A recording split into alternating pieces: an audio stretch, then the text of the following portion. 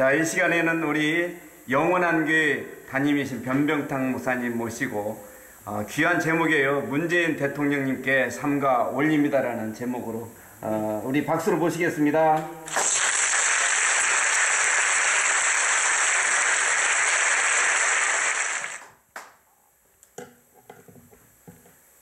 기도를 한번 드리도록 하겠습니다. 우리 합심으로 한번 기도할 적에 대한민국 대통령 문재인 대통령님을 위해서 한번 기도하기를 소원합니다. 아멘.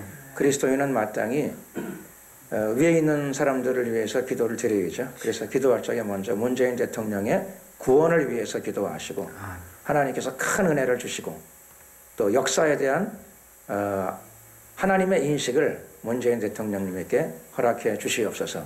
대한민국 정부를 올바른 길로 이끌고 역사를 바른 길로 이끌어갈 수 있는 좋은 대통령 될 수 있도록 주님께서 축복해 달라고 지혜와 총명도 주시고 하나님의 사랑도 주시고 아멘. 또 하나님의 성령의 감동도 대통령님에게 충만하게 부어달라고 이렇게 주여 한번 부르고 기도드리겠습니다. 주여!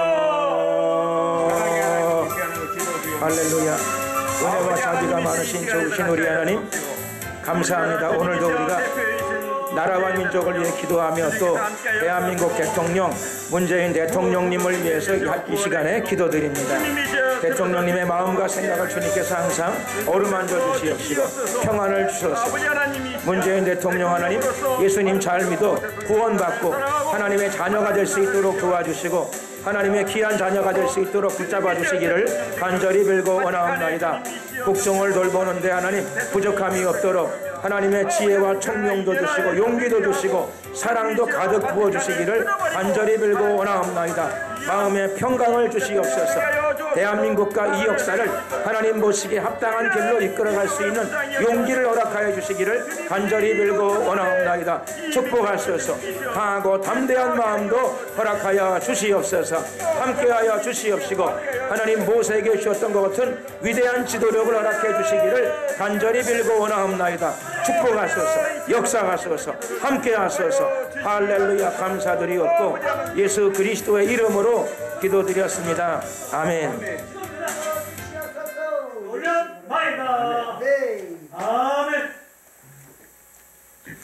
하나님 말씀을 봉독하도록 하시겠습니다.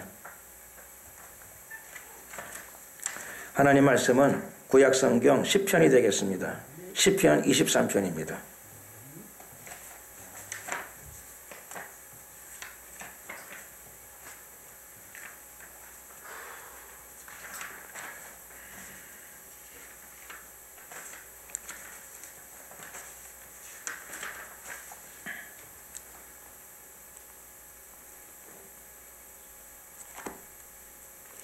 시편 23편 1절에서 2절 말씀이 되겠습니다.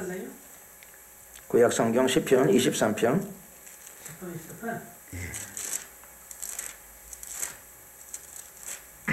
1절에서 2절 두 절 말씀입니다. 제가 봉독해 올리겠습니다. 여호와는 나의 목자시니 내가 부족함이 없으리로다. 그가 나를 푸른 초장에 누이시며 쉴만한 물가로 인도하시는 도다. 아멘. 오늘 문재인 대통령님께 삼가 올립니다 라고 하는 제목으로 함께 은혜의 말씀을 나누고자 합니다. 아멘. 원래 오늘 이 본문 시편 23편 저자는 다윗입니다. 다윗의 노래라고 부를 수 있는 시편입니다. 그리고 일반인들에게 가장 많이 알려진 성경 구절 중에 하나이죠. 가장 많이 알려져 있는 성경의 아름다운 시가 중에 하나입니다. 또 예수님을 안 믿는 사람들에게도 이 시편은 널리 알려져 있습니다.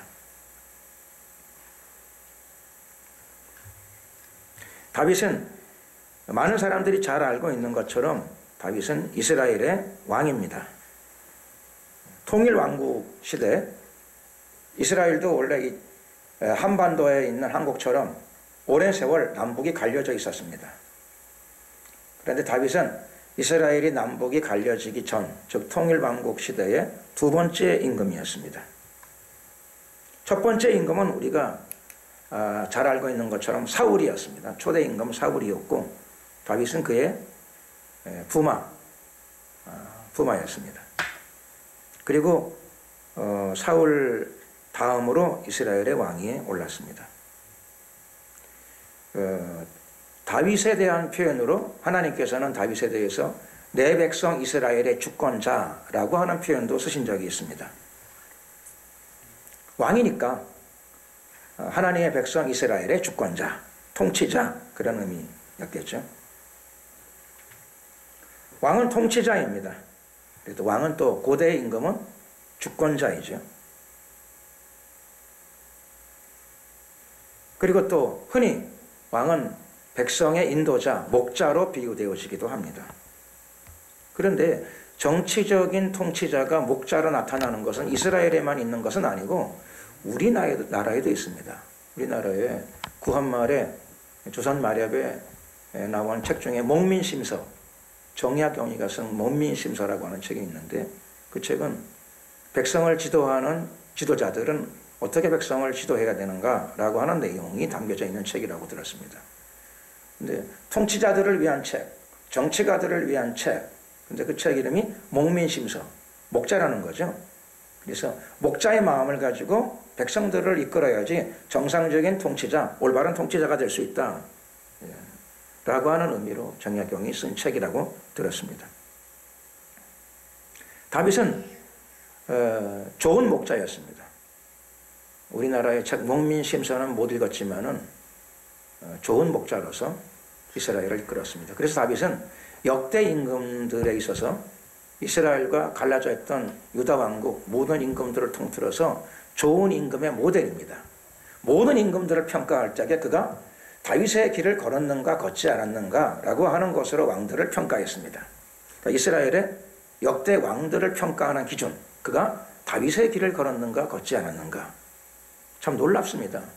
어떤 한 인간이 표준이 된다는 건 참 놀라운 일이죠. 그만큼 다윗이 물론 완전한 사람은 아니었지만 그러나 그의 전생애를 통해서 하나님 보시기에 비교적 합당한 길을 걸었다. 그래서 다른 임금들에 비해서 모범이 될 만한 임금으로서의 길을 걸었다. 그런 의미일 것입니다.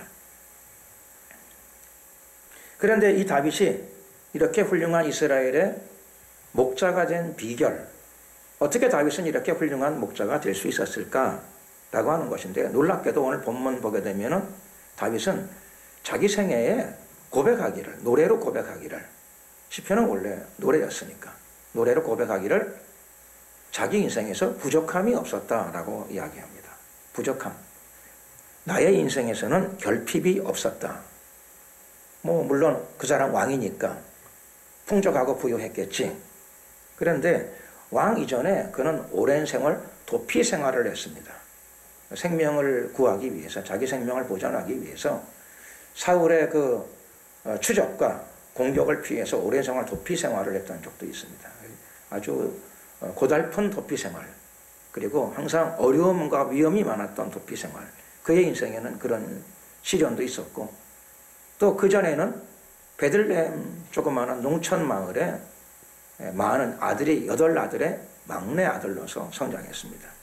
그러므로 우리가 볼 적에는 다윗의 인생에는 부족함도 많았고 결핍도 많아 보이는데, 그랬을 것 같은데 다윗은 노래하기를 나에게는 부족함이 없었습니다 라고 노래합니다. 왜 그랬을까? 그 이유는 자기에게는 목자가 있었다라고 고백합니다. 나의 인생에는 목자가 있었습니다. 사람들은 내가 왕이니까 왕이 백성들의 목자가 되었습니다 라고 이야기하는데, 실제로 나에게는 좋은 비결, 훌륭한 비결이 있었는데 그것은 무엇인가 하니 만군의 여호와께서 나의 목자가 되어주셨습니다. 그래서 내 인생에는 부족함, 결핍이 없었습니다. 이렇게 노래하고 있습니다. 노래이기도 하고 오늘 이 본문은 그의 고백이기도 합니다. 다윗의 목자, 다윗의 목자가 누군가? 만군의 여호와입니다. 하나님이십니다.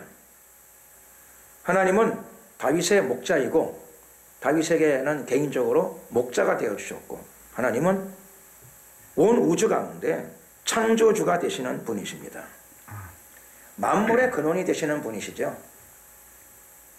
역사의 주관자가 되시는 분이십니다. 아멘. 오늘도 그분이 저와 여러분들의 삶을 주관하고 계십니다. 아멘. 하나님은 또한 창조주일 뿐만 아니라 창조해 놓으시고, 그 다음에는 창조의 원리에서 이탈된 사람들을 위해서, 이탈된 세계를 위해서 구원의 은혜를 베푸시는 분이십니다. 그래서 성경은 하나님을 설명하기를 창조주이면서 또한 그만큼 중요한 하나님의 개념은 무엇인가 하면 구원자라고 하는 것입니다. 하나님은 온 우주 만물과 인류의 창조주가 되시고, 그 다음에 창조의 질서와 축복에서 이탈된 사람들을 위해서, 만물을 위해서 구원의 은혜를 베푸시는 분이십니다. 구약의 하나님의 구원 사건, 특별히 이스라엘 민족을 위한 대표적인 구원 사건은 출애굽의 역사였습니다. 애굽에서부터 구원하신 하나님이십니다. 그래서 이스라엘 민족의 가장 대표적인 구원 사건입니다.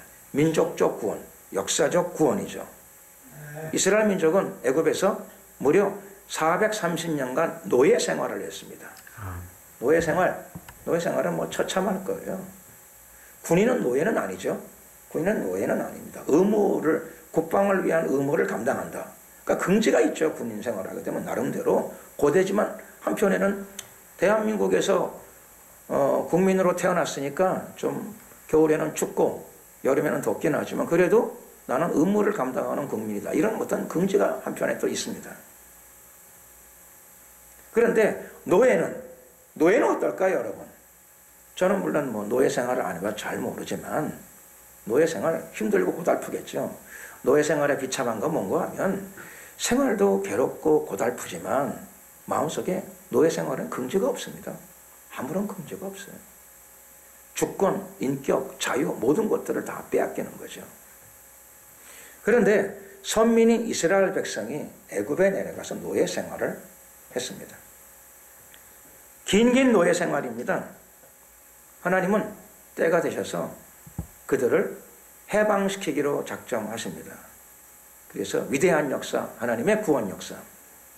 구약 성경에 나타난 민족적 구원 사건의 가장 대표적인 사건, 출애굽의 역사를 하나님이 일으켜 주셨습니다. 출애굽의 역사, 이스라엘 민족 사이에서 영원히 잊을 수 없는 사건입니다. 이스라엘 민족을 위해서 출애굽의 역사를 베푸신 하나님께서는 마지막 때에 인류를 위해서 다시금 구원 사역을 베푸셨습니다.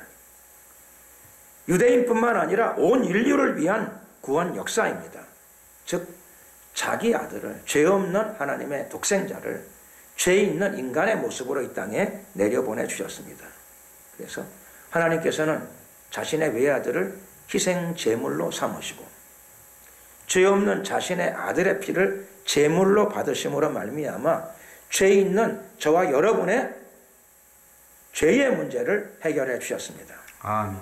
출애굽은 애굽으로부터의 구원인데 예수님의 구원 사역, 하나님께서 작정하시고 예수님을 통해 나타난 구원 사역은 애굽에서부터의 구원이 아니라 모든 죄와 저주와 마귀로부터의 구원인 줄로 믿습니다. 아멘. 그러고 보니까 다음 달에는 크리스마스가 있습니다. 기쁘고 즐거운 날이죠. 왜 즐거운 날일까요? 선물을 주고받으니까 즐거운 날이기도 하지만 가장 큰 선물, 죄 없는 하나님의 아들을 우리의 구세주로 받은 날입니다.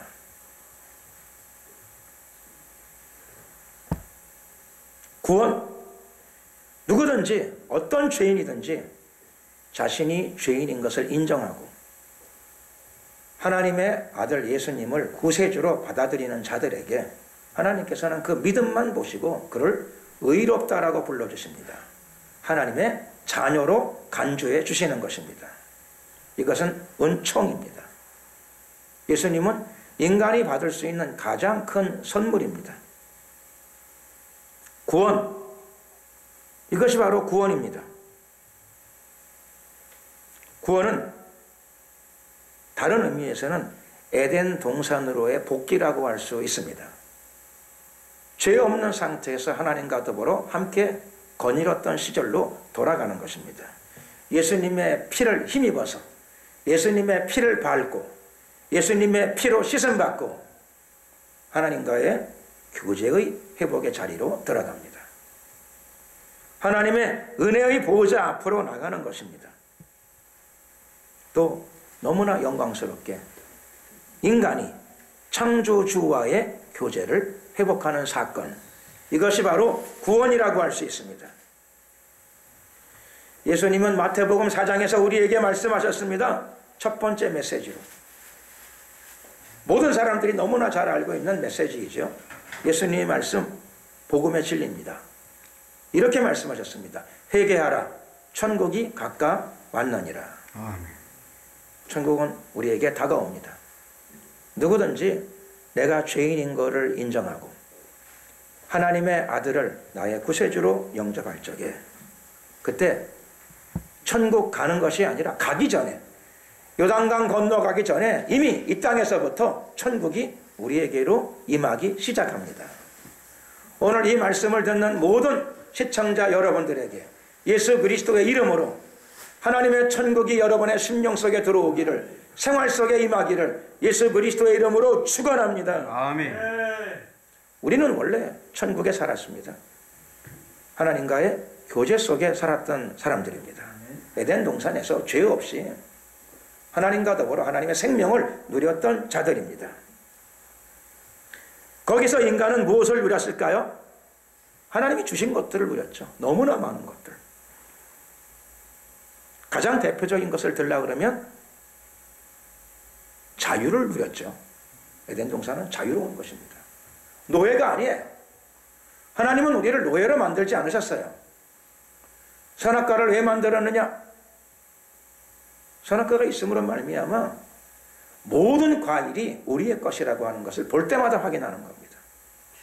에덴 동산의 선악과가 몇 개일까요? 선악과 한 그루 빼고 나머지 모든 나무들이 다 우리를 위해서 예비되어져 있습니다. 하나님은 선악과 하나만이 하나님의 것이에요. 나머지 모든 나무들은 다 우리 것이에요. 에덴 동산에는 인간에게 자유와 더불어 풍성함이 있는 곳입니다. 사실 하나님께서 에덴 동산에 있는 나무의 절반쯤 가지셔도 괜찮아요. 하나님이 나무 한 반쯤 소유하셔도 괜찮아요. 그런데 하나님은 나무 한 그루만 소유하셨어요. 선악과는 내 것이라 그러셨어요.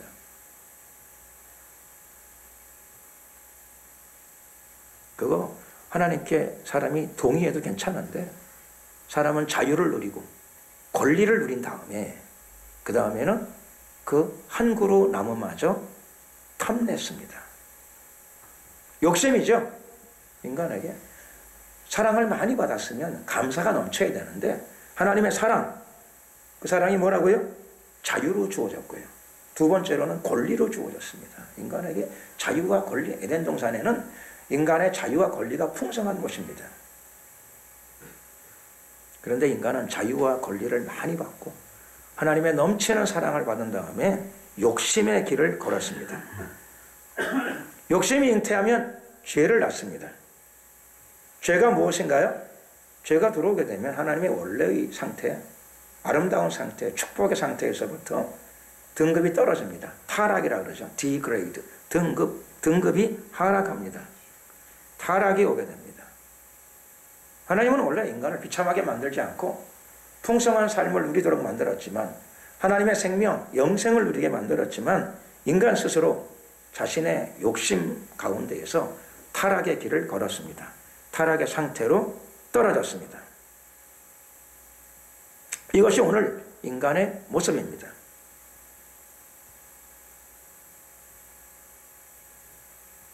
예수님이 이 문제를 십자가 위에서 단번에 해결해 놓으셨습니다. 돈으로, 권력으로 해결하신 것이 아니고 그분의 생명으로, 그분의 피로, 피의 대가로 우리의 죄의 대가를 치루어 주셨습니다. 그리고 예수 그리스도의 은총 속에서 오늘날 이 문제를 해결해야 될 1차 책임은 물론 말할 것도 없이 예수님이 몸된 교회의 지도자들에게 있습니다.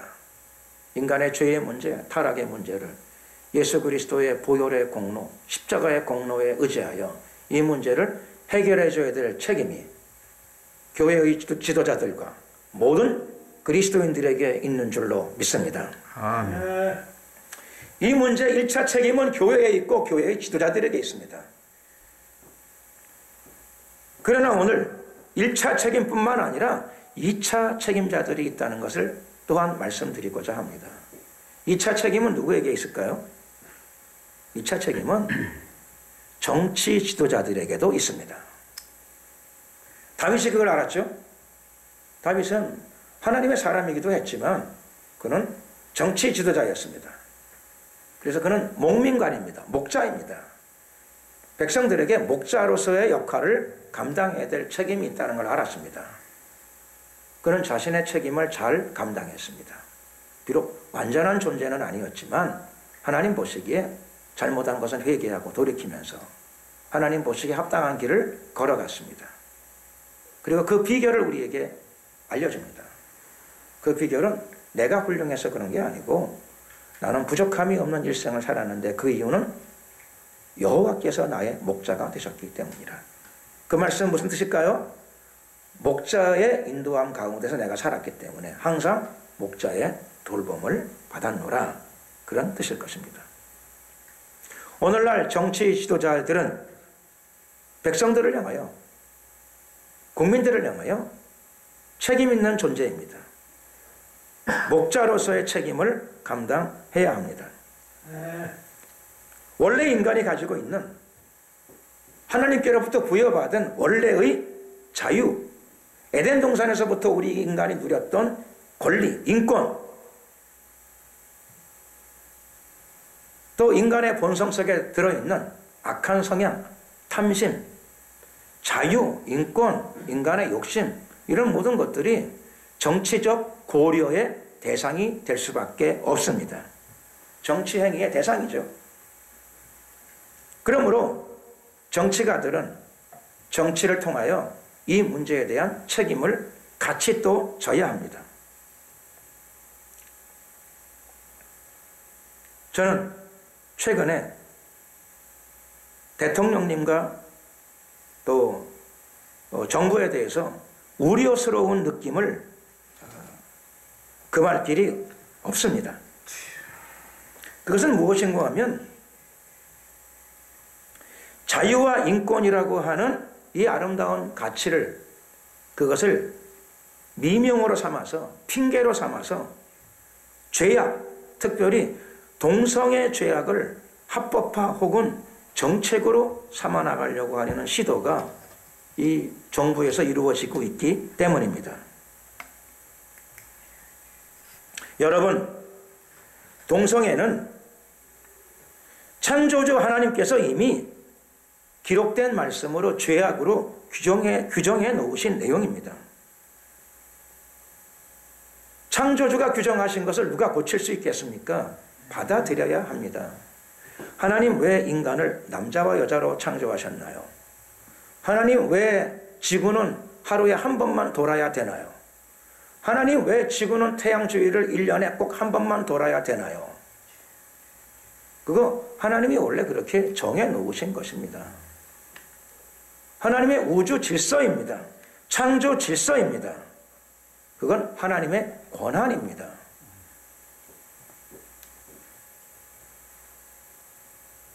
봄, 여름, 가을, 겨울이 마음에 드는 분도 계시겠지만 한국에 사는데 마음에 좀 안 드시는 분이라 하더라도 받아들이고 거기에 적응하며 감사하며 살아가야 합니다. 창조주의 뜻이기 때문에 그렇습니다.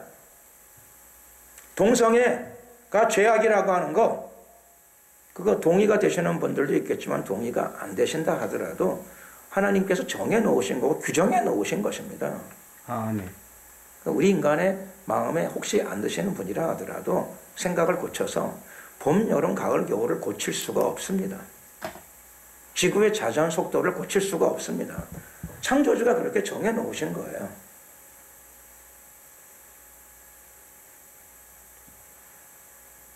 받아들여야 됩니다. 순종해야 합니다. 순응이 아니라 순종하고 감사해야 합니다.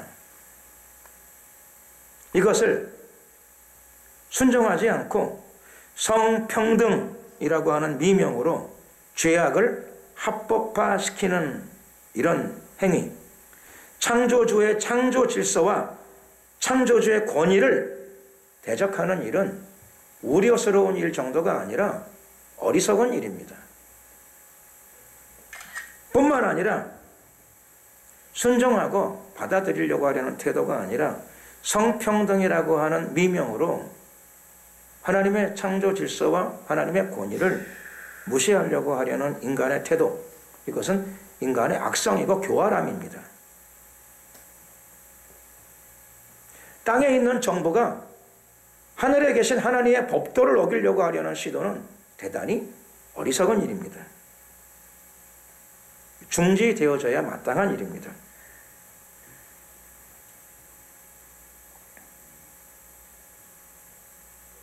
우려스러운 것에 대해서 하나 더 말씀드리자면, 현 문재인 대통령님의 가치관과 정서에 대한 우려가 있습니다.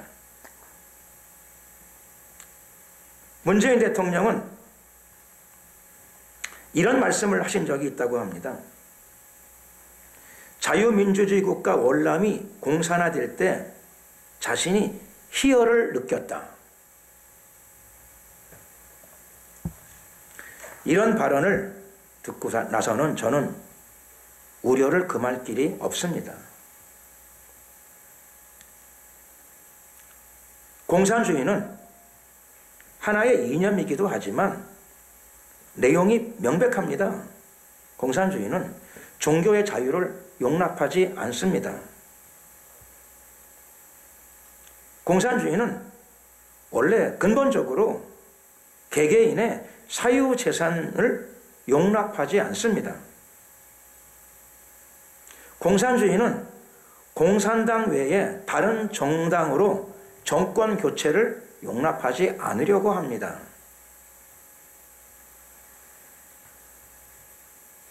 공산주의는 본질적으로 이념 자체가 공산당 일당 독재 그리고 프롤레타리아 계급 독재를 이상으로 추구하는 이념입니다.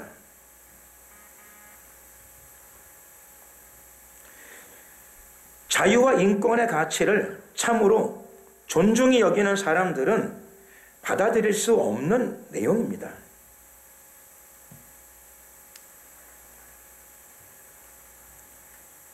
더군다나 금년 2월에 금년 초지요. 세계인들이 모인 평창올림픽에서 대통령님께서 직접 공산주의자 신윤복 씨를 존경한다라고 하는 발언을 하셨습니다.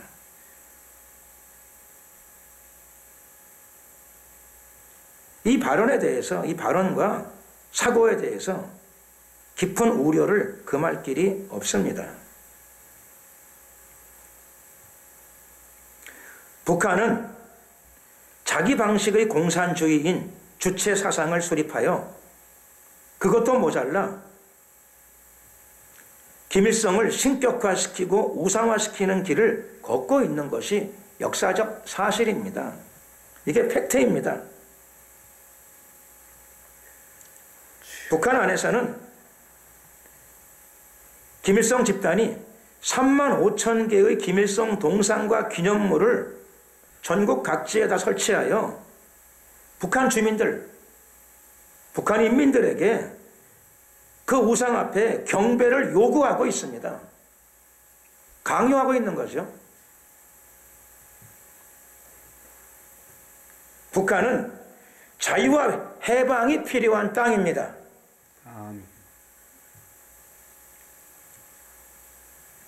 대한민국 대통령은 백두혈통에 수발을 드는 자가 아닙니다.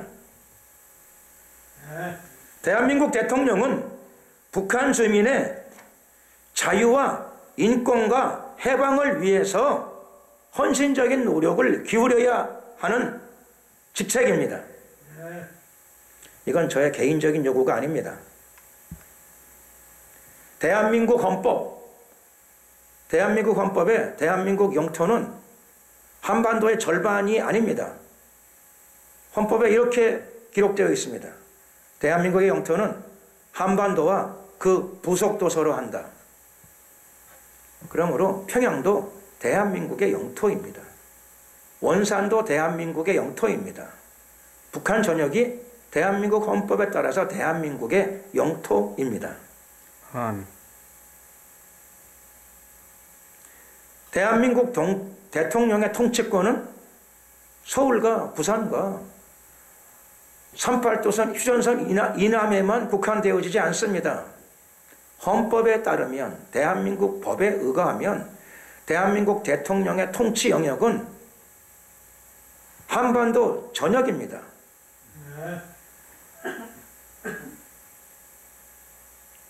그러므로 대한민국 대통령은 서울과 부산 주민뿐만 아니라 북한 전역에 있는 2천만 동포들의 안녕과 안위와 자유와 인권과 사유재산과 그들의 경제적인 상황을 지키고 보살펴야 된 목민관으로서의 책임이 있습니다. 이것이 헌법이 대통령에게 요구하는 내용입니다. 문재인 대통령님은 대통령 취임할 적에 대통령 선언, 서약을 하신 분이십니다. 저는 그 서약을 다 기억은 못하고 있지만 한 대목은 기억하고 있습니다. 대통령은 서약할 때 손을 들고 서약을 하죠. 뭐라고 서약하셨습니까? 문재인 대통령이 직접 서약하신 내용이죠.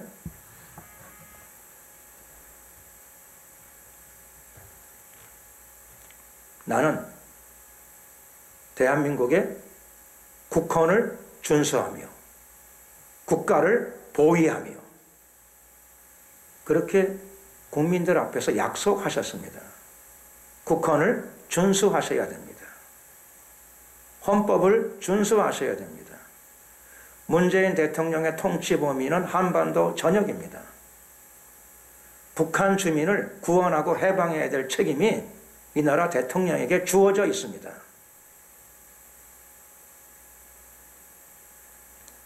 이 나라 대한민국의 대통령의 통치 범위는 북한을 당연히 포함합니다.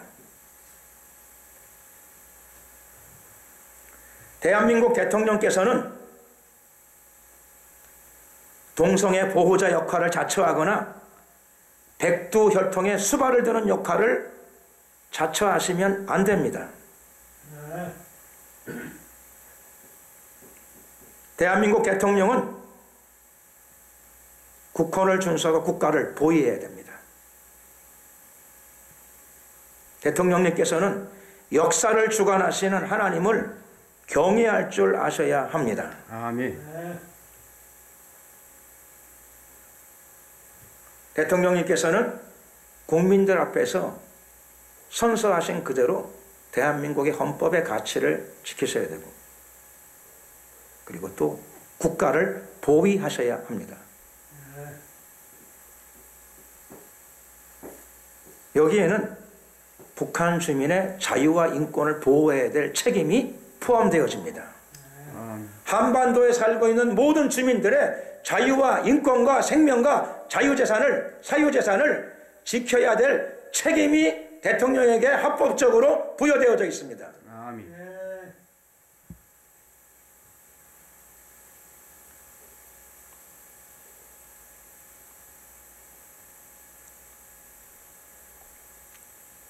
부디 먼저 하나님의 아들 예수 그리스도 안에서 진정으로 복음을 받아들이시고 거듭남의 체험을 소유하시기를 바랍니다. 아멘. 누구에게나 대통령을 포함해서 어떤 사람에게든 간에 영생과 구원이 가장 중요한 일입니다.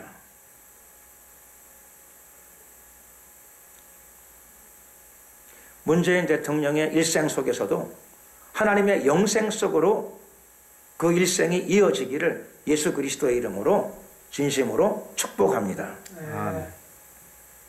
또 역사 속에서 자랑스러운 대한민국의 대통령으로 하나님과 역사 앞에 마땅히 걸어야 될 바른 길을 걷기를 소망합니다.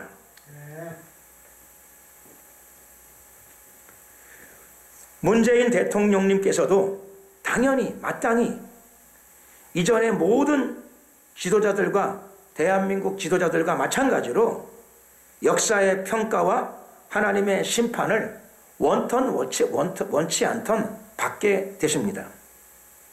아무쪼록 대통령님과 대통령님의 정부 위에 하나님의 은혜가 임하시기를 소원합니다. 아멘. 기도드리겠습니다. 제가 기도하겠습니다. 은혜와 자비가 많으신 좋으신 우리 하나님, 오늘은 특별히 아름답고 위대한 조국 대한민국을 이끌어가는 이 시대의 대통령 문재인 대통령님을 위해 기도합니다. 문재인 대통령님에게 먼저 영생의 축복, 구원의 축복을 허락하시사 하나님의 자녀된 삶이 이루어지게 하여 주시옵소서. 아멘. 거듭남의 체험이 있기를 소원합니다. 회개하고 예수님의 보혈로 말미암아 천국의 영생을 이 땅에서부터 누리는 자리에 들어가기를 하나님께 간절히 부탁을 드립니다. 주님께서 허락하여 주시옵소서. 아멘. 또한 기도드리오니 하나님께서 세우신 이 아름답고 위대한 조국 대한민국의 대통령으로서 역사적인 소임을 잘 감당할 수 있도록 도와주시옵소서. 아멘. 대한민국의 무궁한 발전을 견인하는 대통령이 되게 하시고 또 마땅히 북한의 노예 같은 생활을 하고 있는 주민들을 위하여 북한의 구원과 진정한 해방을 위하여 노력하고 헌신하는 대통령이 되게 하여 주시옵소서. 2천만의 주민들을 저들을 위하여 저들의 자유를 찾아주는 대통령이 되게 하시고 저들에게 인권을 돌려주는 대통령이 되게 하여 주시옵소서. 아멘. 수용소에 갇혀 신음하는 많은 사람들이 진정한 해방을 얻게 하게 하도록 주님께서 문재인 대통령에게 능력과 은혜와 용기를 허락하여 주시옵시고 결단력을 허락하여 주시옵소서. 역사와 하나님 앞에서 부끄럽지 않은 대통령의 길을 걸어갈 수 있도록 주님께서 강권하여 주시옵소서. 아멘. 결단하게 하여 주시옵소서. 감사드리옵고 예수 그리스도의 이름으로 축복하며 기도드렸습니다. 아멘. 감사합니다.